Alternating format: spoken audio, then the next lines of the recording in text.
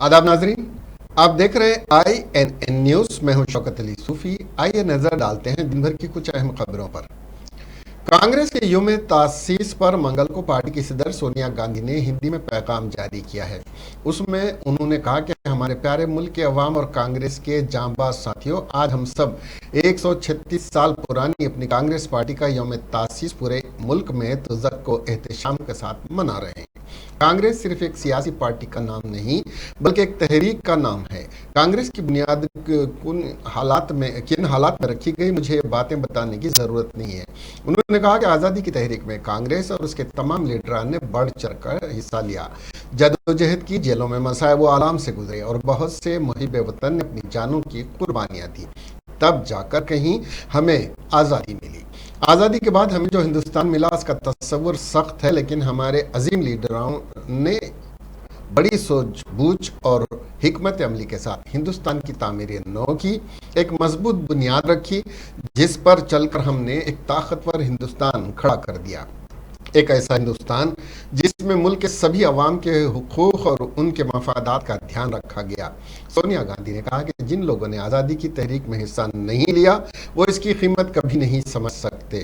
आज हिंदुस्तान की इस मजबूत बुनियाद को कमज़ोर करने के लिए हर मुमकिन कोशिश की जा रही है।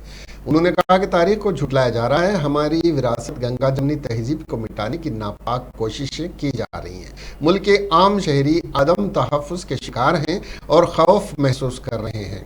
जमहूरियत और आइन को दरकिनार रख कर तानाशाही चलाई जा रही है। उन्होंने कहा कि ऐसे वक्त में कांग्रेस चुप नहीं रह सकती। मुल्क की विरासत को किसी भी को बर्बाद करने की इजाज़त नहीं देंगे। अवाम के लिए, जमहूरियत की हिफाजत के लिए मुल्क मुखालिफ, समाज मुखालिफ साजों के खिलाफ हर मुमकिन जद्दोजहद करेंगे, हर कुर्बानी देंगे। आज के इस तारीखी मौके पर एक एक कांग्रेसी को यही ओहद लेना है और कांग्रेस को मजबूत बनाना है। इन्हीं अल्फाज के साथ यौम तासीस और आने वाले नए साल की बहुत मुबारकबाद और नेक ख्वाहिशात।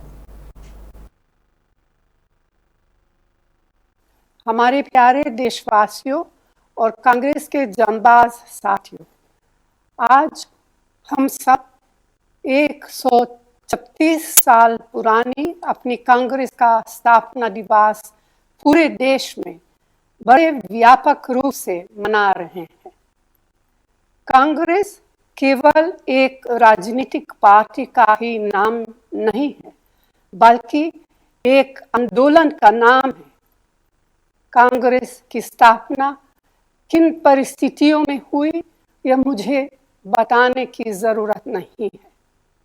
आज़ादी के आंदोलन में कांग्रेस और उसके तमाम नेताओं ने बढ़ चढ़कर हिस्सा लिया, संघर्ष किया, जेलों में कठोर यातनाएं झेली और बहुत से देशभक्तों ने अपने प्राणों तक का बलिदान किया।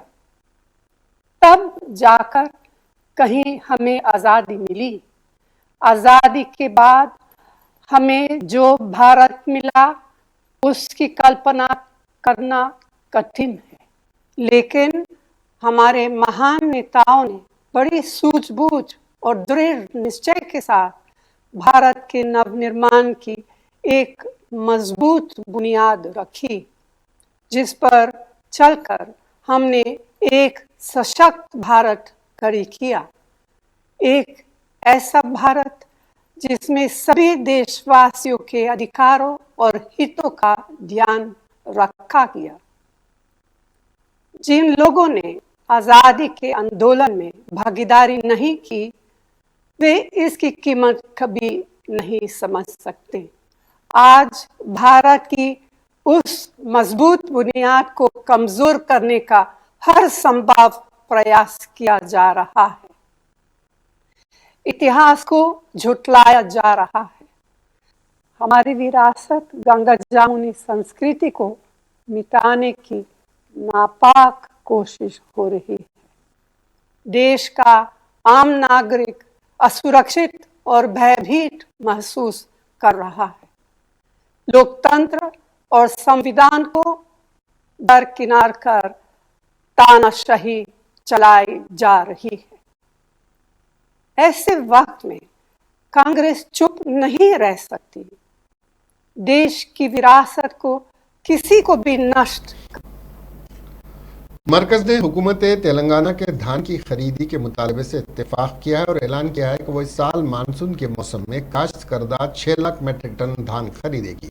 वजारत खुराक और अवामी तकसीम ने तेलंगाना को बताया कि मरकज ने पहले 40 लाख मेट्रिक टन धान की खरीदी की थी और अब उसने तेलंगाना से मजीद 6 मेट्रिक टन धान खरीदने का फैसला किया है, जो कि खरीफ सीजन के कुल मैट्रिक टन के बराबर है। मरकज के फैसले के साथ ही तेलंगाना हुकूमत किसानों से 68.65 लाख टन धान की खरीदी करेगा। मालूम हुआ है कि टीआरएस हुकूमत के वज़रा का एक वफ़द 18 दिसंबर को दिल्ली रवाना हुआ और पीयूष गोयल से मुलाकात की। टीआरएस के वज़रा ने धान की खरीदारी पर मरकज से तहरीरी यकीन दहानी तलब की। पीयूष गोयल, जिन्होंने वज़रा से खरीफ धान की खरीदारी के बारे में वजाहत करने के लिए 2 दिन का वक्त मांगा, वो जुमा को बगैर किसी तहरीरी यकीन दहानी के रियासत वापस आए। ग्रेटर हैदराबाद म्यूनिसिपल कॉरपोरेशन के हुदूद में बस्ती दवाखानों को लोगों का ज़बरदस्त रद्द-ए-अमल मिलने के साथ हुकूमत ने रियासत भर के म्यूनिसिपलिटियों में 288 नए बस्ती दवाखाने कायम करने का फैसला किया है। ये फैसला तेलंगाना के तमाम कस्बों और शहरों तक महदूद तक सेहत की देखभाल की खिदमात की तोसी से मुताल्लिक एक मीटिंग के दौरान लिया गया।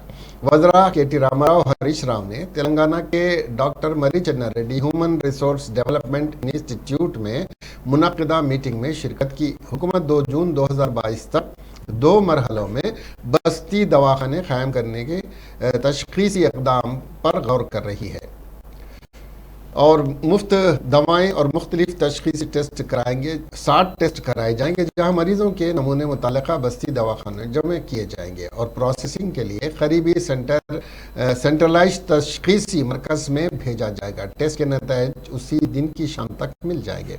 इस वक्त DHMC हुदूद में 256 बस्ती दवाखाने हैं और नए 288 सहूलतों के साथ रियासत में बस्ती दवाखानों की कुल तादाद बढ़कर 544 तक पहुँच जाएगी। म्यूनिसिपल एडमिनिस्ट्रेशन और शहरी तरक्की के वजीर के.टी. रामाराव ने APJ अब्दुल कलाम फ्लाईओवर को आवाम के लिए खोल दिया है। फ्लाईओवर पुराने शहर और LB नगर के दरमियान ट्रैफिक को कम करता है। रुकन पार्लियामेंट असदुद्दीन अवैसी, वज़रा मोहम्मद महमूद अली, सरिता इंदिरा रेड्डी और MLA अकबरुद्दीन अवैसी भी इस मौके पर मौजूद थे। अवैसी हॉस्पिटल जंक्शन पर 1.36 किलोमीटर तवील मल्टी लेवल फ्लाईओवर 80 करोड़ रुपए की लागत से बनाया गया है। DRDO, DRDL, ASL और दीगर मरकजी हुकूमत के दफातर में काम करने वाले सैकड़ों मुलाजमीन रोजाना की बुनियाद पर चंद्रायन गुट्टा करमन घाट रास्ते से अवैसी जंक्शन स्ट्रेच के जरिए सफर कर सकते हैं। मेहदीपट्टनम, चंद्रायन गुट्टा और मिठानी कैब से गाड़ियां संतोष नगर, सागर रिंग रोड और LB नगर की तरफ सफर कर सकती है। टीआरएस के रुकने असेंबली जीवन रेड्डी ने बीजेपी को निशाना बनाते हुए कहा कि नीति आयोग ने तेलंगाना में सेहत के शोबे में होने वाली पेशरफ्त की सिताइश की है, लेकिन रियासती बीजेपी लीडरान को वो नजर नहीं आ रहा है। तेलंगाना की हुकूमत जमात टीआरएस के रुकने असेंबली जीवन रेड्डी ने अपोजिशन कांग्रेस और बीजेपी को निशाना बनाते हुए दोनों पर साजबाज का इल्जाम लगाया। टीआरएस दफ्तर में मीडिया से बात करते हुए उन्होंने निशानदेही की कि नीति आयोग ने तेलंगाना में सेहत के शोबे में होने वाली पेशरफ्त की सिताइश की है, लेकिन रियासती बीजेपी लीडरान को नजर नहीं आ रही है। उन्होंने वजीर आला के फार्म हाउस में धान की काश्त से मुतालिक तेलंगाना कांग्रेस के सदर रेवंत रेड्डी के जरिए लगाए गए इल्जाम को झूठा करार दिया और कहा कि रेवंत रेड्डी को पहले अपनी ही पार्टी के लीडर जग्गा रेड्डी के सवाल का जवाब देना चाहिए। उन्होंने कहा कि ब्लैकमेलिंग के अलावा रेवंत रेड्डी को कुछ नहीं आता। उन्होंने बीजेपी लीडरान से पूछा कि क्या वो उनकी बरसर इख्तिदार रियासतों में तेलंगाना की रैतु बंधु और कल्याण लक्ष्मी जैसी स्कीमात बताएंगे।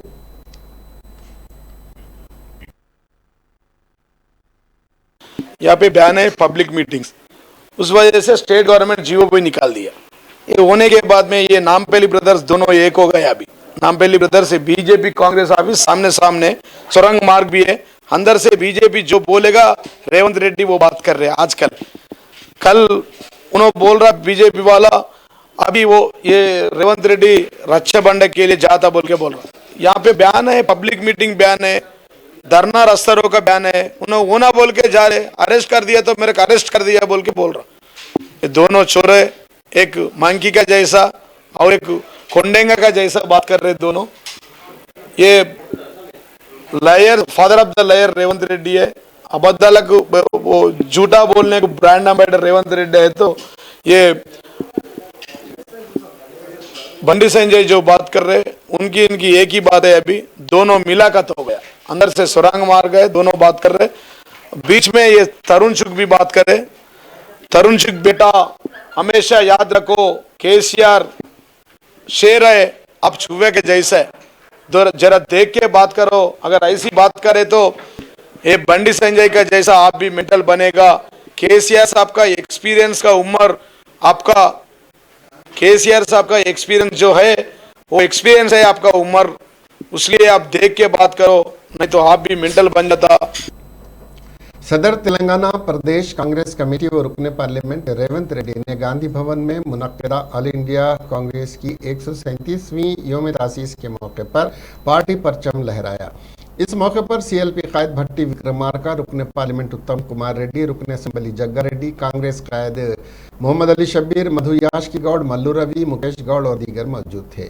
इस मौके पर सदर तेलंगाना प्रदेश कांग्रेस कमेटी और रुकन पार्लियामेंट रेवंत रेड्डी ने मुखातिब करते हुए बताया कि कांग्रेस कायदी ने मुल्क को आज़ादी दिलाने वाली तहरीक में हिस्सा लेते हुए अंग्रेज़ों के खिलाफ जद्दोजहद करते हुए 15 अगस्त 1947 को अंग्रेज़ों से मुल्क को छुटकारा दिलाने के बाद पंडित जवाहरलाल नेहरू हो या श्रीमती इंदिरा गांधी मुल्क में कई एक सनतें कायम की, लेकिन मरकज़ की मौजूदा बीजेपी हुकूमत इन सनतों को खानगियाने के मंसूबे बना रही है। रेवंत रेड्डी ने बताया कि सदर ऑल इंडिया कांग्रेस श्रीमती सोनिया गांधी ने मुल्क के पसमानदा इलाकों को तरक्की देने के लिए अलहदा रियासतों की ज़रूरत को महसूस करते हुए और तेलंगाना के नौजवानों की कुर्बानियों का एहसास करते हुए 9 दिसंबर 2013 को तेलंगाना की तश्कील का ऐलान करते हुए पार्लियामेंट में बिल मंजूर करवाया और 2 जून 2014 को तेलंगाना की तश्कील अमल में आने के बाद टीआरएस हुकूमत और वजीर आला के चंद्रशेखर राव ने बजाय अवाम की तरक्की के लिए काम करने के सिर्फ अपने ख़ानदान की तरक्की को मुमकिन बनाया, जिसके खिलाफ कांग्रेस पार्टी जद्दोजहद कर रही है। उन्होंने पार्टी कायदीन और कारकुनों से कहा कि वो मुत्तहिदा तौर पर काम करते हुए पार्टी को 2023 के आम इंतखाबात में इख्तिदार पर लाने के लिए ताउन करें। తెలంగాణ కాంగ్రెస్ పార్టీ పక్షాన అభినందనలు, మీకందరికీ శుభాకాంక్షలు. మిత్రులారా, కాంగ్రెస్ పార్టీ చరిత్రను చూస్తే 1947 ఆగస్టు 15 తారీఖు కంటే ముందు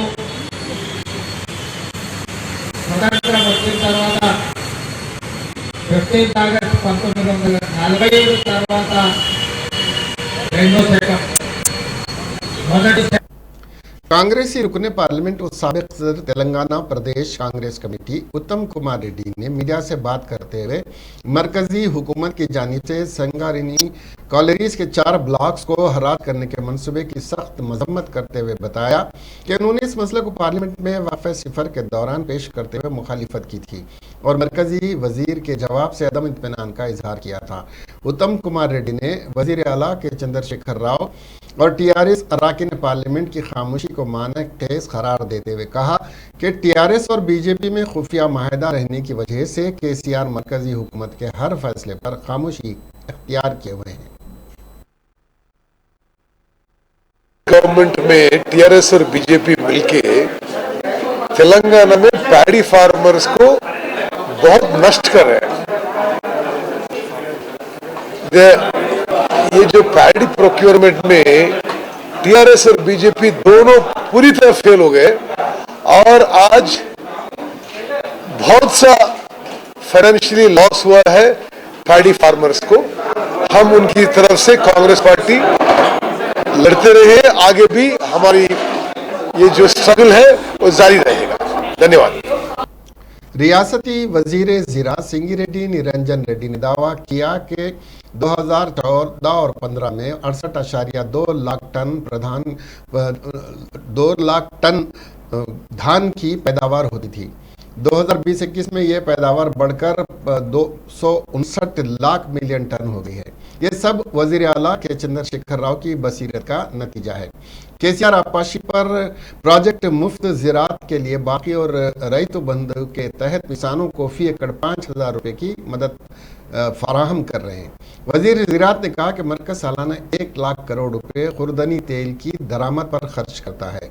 हुकूमत तेलंगाना इस साल 30 लाख एकड़ पर पाम ऑयल बीज की पैदावार का मनसूबा बनाया है और इसके लिए MSP 15,000 फीट टन मुकर्रर की गई है। वजीर ज़राअत आज national mission of edible oil palm oil business summit से खिताब कर रहे थे, जिसमें मरकजी वज़रा कैलाश चौधरी और नरेंद्र सिंह तोमर शरीक थे। मरकजी वज़रा ने कहा कि कौमी पॉलिसी के तहत पाम ऑयल की पैदावार पर मरकज़ अपनी तवज्जो मरकूज किया हुआ है और इस ज़राई साल के दौरान 70 लाख एकड़ पर पाम ऑयल बीज की तैयारी का मनसूबा है और इस पर हुकूमत मुख्तलिफ तरगीबात देते हुए किसानों को अपनी पैदावार बदलने की तरगीब दे रही है। साहब एक नए तरीके से, एक नया विजन से जो है सो मेहनत की, 7 साल की मेहनत की जो है सो वो आज ये पैदावार है। तो कहीं कोई लड़का अच्छा पढ़ता है, कोई आदमी अच्छा काम करता है, कोई किसान अच्छा पैदावार करता है, कोई साइंटिस्ट अच्छा इनोवेट करता है, डिस्कवर करता है, और कोई लीडर अच्छी राजनीति से आवाम को ज्यादा फायदा करता है, कोई अच्छा सोशल वर्क करता है। हर किसी को हम एनकरेज करते हैं, शाबाश बेटा और आगे चलो। जब तेलंगाना पंजाब से भी ज्यादा पैदावार की तो तेलंगाना को सपोर्ट करना है भारत सरकार की ओर से। कैलाश जी मेरे बाजू में इससे पहले बोल रहे थे, अरे भाई आप कैसा जादू की, क्या जादू की, इतना पैदावार आ रहा आपके पास। तो आप तमाम लोग भारत सरकार की ओर से हमको दुआएं देना चाहिए, यहाँ के फार्मर्स को दुआएं देना चाहिए। आप ही की कहावत थी कि क्रॉप डाइवर्सिफिकेशन करो, नीड ऑफ द आवर।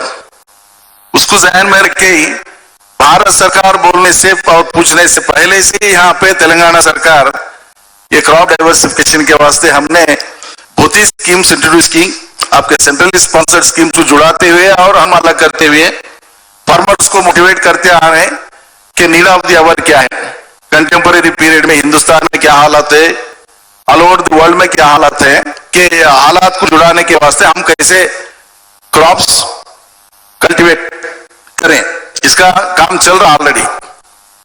तो शुरू में मैं आपको बताना मुनासिब समझ रहा था, इसलिए मैं आपको हिंदी में 2-4 बात बताने के लिए कोशिश की। आपकी उतनी फसी हिंदी नहीं, हमारी तो जबान उर्दू से मिलके यहाँ की Hyderabad Urdu, Hyderabad Hindi. Thank you sir. So the visionary steps and the innovative decisions and the initiatives that working president Telangana Pradesh Congress committee और रुकन असेंबली टी जग्गा रेड्डी ने वज़ीर आला के चंद्रशेखर राव से मुतालबा किया कि वो बरकी चार्जेस में इजाफे पर मरकज से सवाल क्यों नहीं करते। वज़ीर आज़म मोदी के इक़्तिदार के बाद 7 सालों में पेट्रोल, डीजल और घरेलू गैस की कीमतों में इजाफा और लॉकडाउन के बाद आवाम की माशी हालत काबिल गौर है, मगर रियासत की हुकूमत बरकी चार्जेस में 50 पैसे फी यूनिट के इजाफे के जरिए 7,000 करोड़ रुपए हासिल करना चाहती है और टीआरएस हुकूमत का मुसलसिल दावा है कि किसानों को 24 घंटे मुफ्त बरकी सरबराह की जा रही है, जो मुकम्मल झूठ है। किसानों को बरकी की फराहमी के चार्जेस हुकूमत आम आवाम से खुफिया तौर पर वसूल कर रही है। आज मीडिया से बात करते हुए जग्गा रेड्डी ने कहा कि कांग्रेस के इस्तेहकाम के लिए अगर रेवंत रेड्डी काम करते हैं तो वो मुकम्मल ताउन करेंगे, मगर रेवंत रेड्डी की खुदसरी के फैसलों की वो मुखालिफत करते रहेंगे।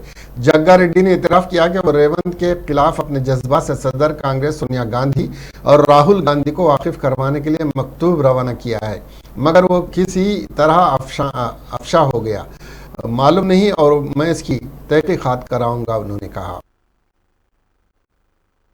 ठीक है, वो गाजीपुर में पूछे नहीं बोल सकते, जो भी है पीसीसी के लिए कुछ यहाँ डायरेक्शन है बस। ये गांधी भवन का सिस्टम ये रहता है कि ये गांधी भवन में मैं यहाँ बैठ के आप पीसीसी के लिए कुछ पूछे तो मेरा भी बात करेंगे।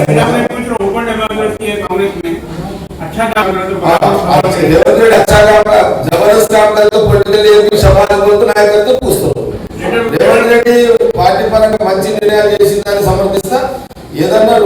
ఉంటే ప్రశ్నిస్తాను इसके लिए मैं अभी कुछ बात नहीं कर सकता लेटर दे दिया वो किधर लीक आया वो कैसे लीक आया मेरे नहीं मालूम प्रेस वाले साबिक नायब वजीर आला और रुकन कानून साज कौंसिल कड़ियम श्रीहरि ने रियासती बीजेपी कायदीन पर इल्जाम किया कि वो रियासत की तरक्की के लिए हुकूमत का साथ देने के बजाय तरक्की में रोड़े अटका रहे हैं। INN से बात करते हुए कड़ियम श्रीहरि ने कहा कि रियासत तेलंगाना की बेमिसाल तरक्की पर वजीर आजम नरेंद्र मोदी, मरकजी वज़रा और मरकज की मुख्तलिफ एजेंसियों ने सिताइश करते हुए अवार्ड से नवाजा। ये सब रियासती बीजेपी कायदीन को नजर नहीं आ रहा है। रियासत तेलंगाना में 2019-20 के दौरान 1 करोड़ 10 लाख एकड़ पर 3 करोड़ टन धान की पैदावार हुई, जो मुल्क भर में मुनफरिद अहमियत की हामिल है।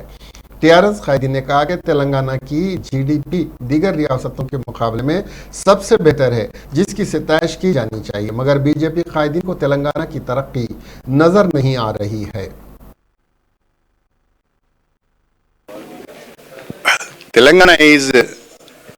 Telangana is a performing state in development and as well as in welfare programs. Many times, Prime Minister, Central Ministers and other agencies appreciated the performance of the Telangana government, particularly in the field of electricity, in the field of drinking water, in the field of greenery, in the field of Pattana Pragati, Palle Pragati.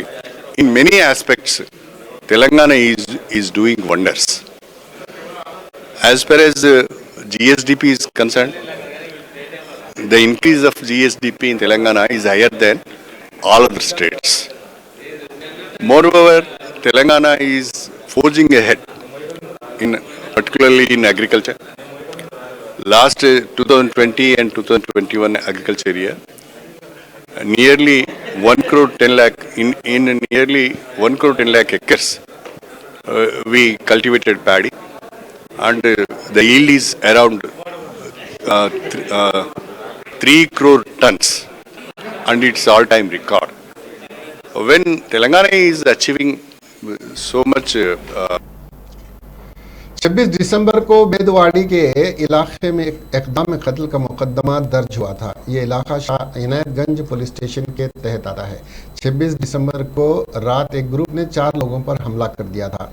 इस हमले में 4 अफराद शदीद जख्मी हो गए थे, जिनमें से मुजीब नामी 21 साल नौजवान की कल रात देर के मौत वाक़ हो गई। वो उस्मानिया दवाखाने में ज़ेर इलाज था। शाह इनायतगंज पुलिस ने ज़ाब्ते की कार्रवाई करके नाश को बगैर पोस्टमार्टम मार्चरी मुंतकिल किया। आज इस नौजवान की तदफीन अमल में आई। बताया जा रहा है कि मामूली बात पर झगड़ा हुआ और मरहूम का इस झगड़े से कोई ताल्लुक नहीं था। मेरा नाम रहमत खान है, मैं बैजवाली से हूँ। परसों जो बैजवाली में जो झगड़ा हुआ मामूली सी बात पे झगड़ा हुआ 2 बच्चों के बीच में, बस्ती के बड़े लोग उसको जहाँ का वहाँ सुलह करवा दिए। उसके बावजूद फिर एक बच्चा अपने जिसका नाम शोएब है, वो अपने रिलेटिव को बुलाया। रिलेटिव बुला के यहाँ पे फंक्शन था हमारे पास। वो टाइम पे कोई भी नहीं था, सब दावतों से आए 3:30-4 बजे। आते की बातचीत कुछ भी नहीं किया, अचानक 4 लोगों को इंजर्ड कर दिए, जिसमें से आज एक बच्चे का इंतकाल हो गया। क्या नाम उसका? 2 अभी हॉस्पिटल में। हाँ, मुजीब जो लड़का है उसका इंतकाल होगा। अभी 2 ज़ेर इलाज है हॉस्पिटल में। ये हादसा हफ्ते की शाम में हुआ है।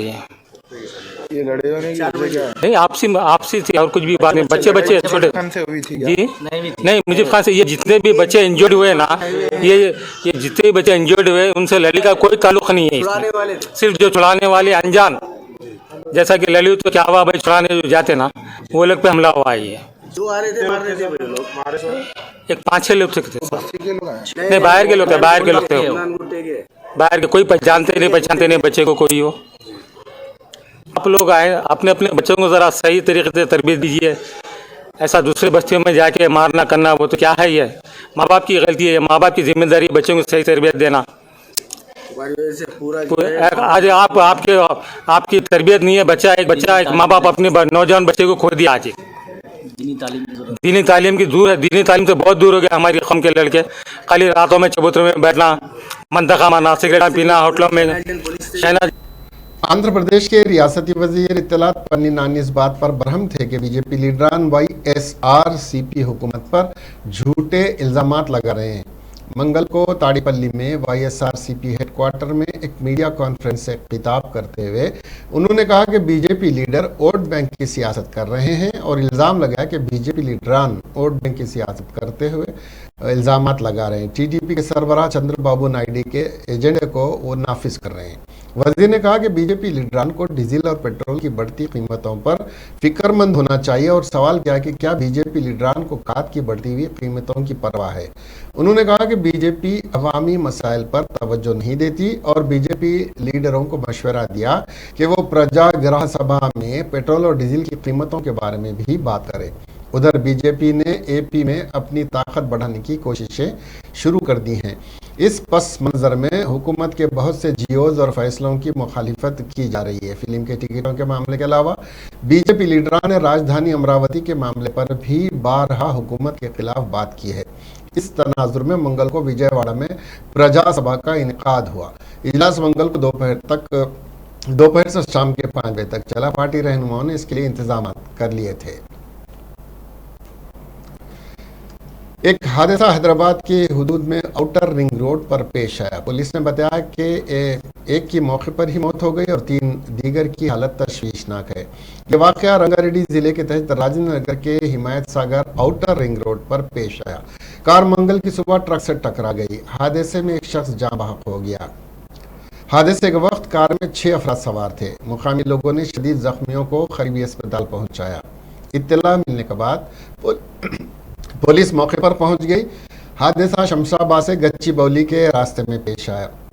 पुलिस ने बताया कि कार में कुल 5 नौजवान और एक खातून सवार थी। कार में शराब की बोतलें भी थीं जिसे जब्त कर लिया गया है।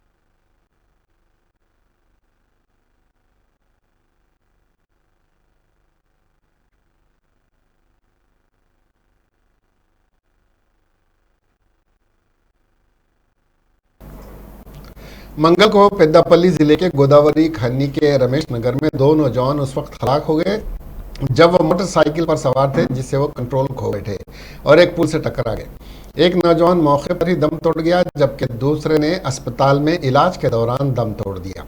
महलूकीन की शनाख्त महेंद्र और शिवरामा राजू के तौर पर हुई है जो रामनगर के रहने वाले। पुलिस ने मुकदमा दर्ज करके तफ्तीश शुरू कर दी है। लाशों को पोस्टमार्टम के लिए दवाखाना मुंतकिल कर दिया गया। एक और मामले में हिमायत नगर के करीब आउटर रिंग रोड पर भी एक हादसा हुआ जिसमें एक शख्स के इंतकाल कर जाने की इत्तलात है।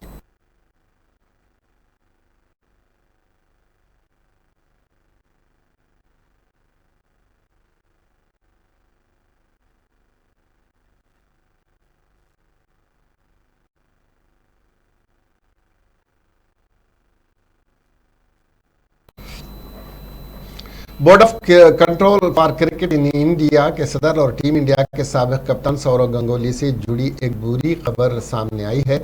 सौरव गंगोली कोरोना से मुतासिर पाए गए हैं। गंगोली का कोरोना वायरस टेस्ट मुस्बित पाया गया। बीसीसीआई के सदर सौरव गंगोली ने पीर को कोविड-19 का टेस्ट कराया था जिसकी रिपोर्ट पीर की शाम दिए गए मौसूल हुई थी और वो रिपोर्ट मुस्बित आई थी। गौरतलब है कि तकरीबन 1 साल कबल बीसीसीआई के सदर सौरव गंगोली के भाई स्नेहाशीष कोरोना से मुतासिर पाए गए थे। इस दौरान गंगोली की कोरोना रिपोर्ट मुनफी आई थी, लेकिन इस बार गंगोली की कोरोना रिपोर्ट मुस्बित आई है। मीडिया रिपोर्ट्स के मुताबिक सौरव गंगोली को कोलकाता के वुडलैंड्स अस्पताल में दाखिल कराया गया है। गंगोली काफ़ी अरसे से कोलकाता में अपने घर पर मुकीम है। तकरीबन 12 साल तक हिंदुस्तान के लिए बैनुल अक़वामी क्रिकेट खेलने वाले सौरव गंगोली तवील अरसे तक टीम इंडिया के कप्तान भी रह चुके हैं। इसके साथ ही ये खबरें यहीं ख़त्म हुई। अब हमें दीजिए इजाज़त और देखते रहिए INN चैनल। खुदा हाफिज़।